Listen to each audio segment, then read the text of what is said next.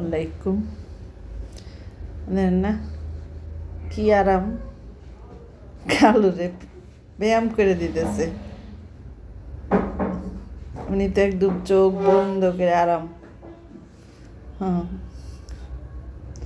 আবার বিরক্ত জোরে জোরে দিতেছে নাকি?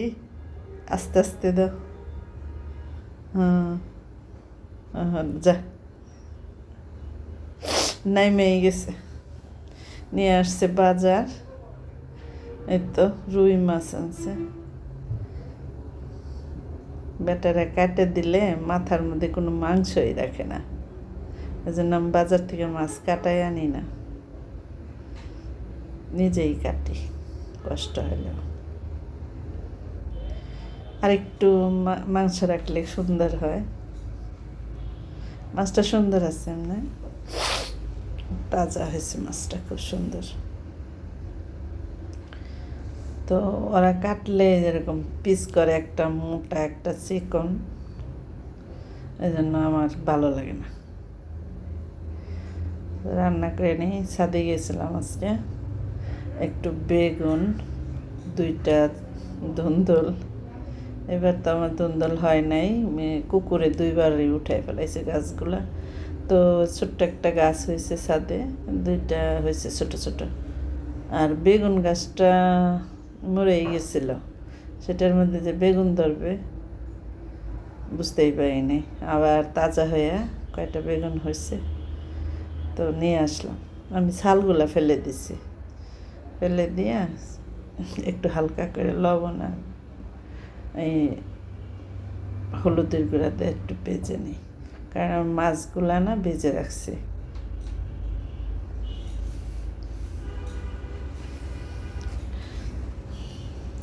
নিজের গাছের হাতের কোনো কিছু রান্না করতে কত ভালো লাগে, খেতেও ভালো লাগে। এই তো আমার মরিচও ছাদে, ছোট ছোট মরিচ, অনেক ঝাল মরিচগুলা। আর একটা সেন্ট আসে খুব সুন্দর একটা। আমি অবশ্য কাঁচামরিচ খেতে পারি না, সে ভাতের সাথে খায় না, কামড় দিয়ে দিয়ে আমি পারি না খেতে। তো এমনি সেন্টটা খুব সুন্দর। এখনকার পেঁয়াজগুলাও জানি কেমন, দেশিটা যেদিন পরে ভালোই পরে, ওরা করে কি মিক্সড করে দেয়, তো এই লাল লাল হতে চায় না, পানি দিলে আবার সেই তাজা হয়ে যায়। অল্প একটু পানি দিয়ে কষাই নিলাম।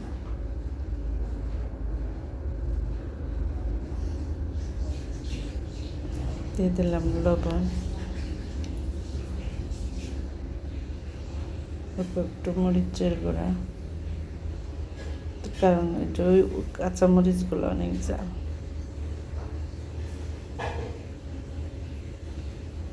ছোট হলে কি হবে, অনেক ঝাল।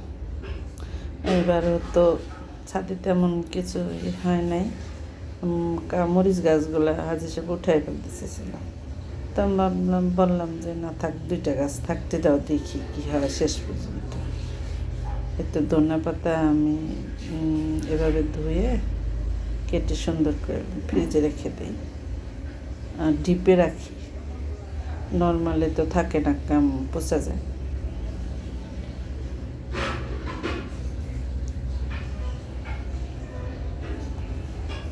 ধনে পাতা কালারটা কত সুন্দর, সবুজ। তো আমি এইভাবে করে রাখি, বেশি আনলে। ওদিন আনছিল, অনেকগুলো আনছিল। আমি মাছটা না রাত্রে ভেজে রাখছিলাম, কারণ রান্না করতে চেয়েছিলাম আগের দিন, তো দেখলাম 2-3 পদের তরকারি হয়ে গেছে রান্না করা, এই জন্য আমি মাছটা রান্না করে নিই, পরে দিই বাসি হবে। মশলা দিয়ে মেখে রাখছিলাম, তো ফ্রিজে রাখছিলাম দুপুরে, পরে রাত্রে আবার একটু হালকা করে ভেজে রাখছিলাম। তো এখন এই জন্য বেগুনটা দন্দলটাও একটু ভেজেই দিলাম। রান্না করলে অবশ্য তরকারি মজা হয়।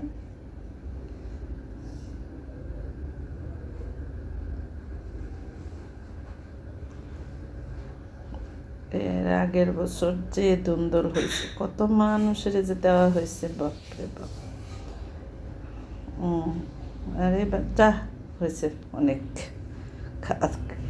খাওয়াতে হয়েছে। এই তো আমি ওই তরকারিটা ঢেলে ফেলছি সবটুকু। রান্না করে নিলাম। আজকে হয়েছে এই যে গাজর, আলু আর বরবটি ভাজি। ওইটা হলো রুটিটা খাওয়ার জন্য। এখন একটু খাইলে খাবো। আর ওই তো মাছের মাথা দিয়ে বেগুন আর ধুন্দল তরকারি, আর হচ্ছে বেগুন দিয়া আর লইট্টা শুটকি দিয়ে একটু ভাজি করে নিলাম। অনেক দিন শুটকি খাওয়া হয় না। আর এটা হলো একটা দেখি মিষ্টি কুমড়া ফুল ফুটছে, ছাদে যায় দেখি, তো ওই ফুলটা নিয়ে আসছি। আর না একটা কাঁচামরিচ, পেঁয়াজ আর একটা ডিম দিয়ে ভেজে নিছি। তো এখন দুজনে ভাগ করে খাবো। আজকে আমাদের এই তো রান্নাবান্না এ পর্যন্তই।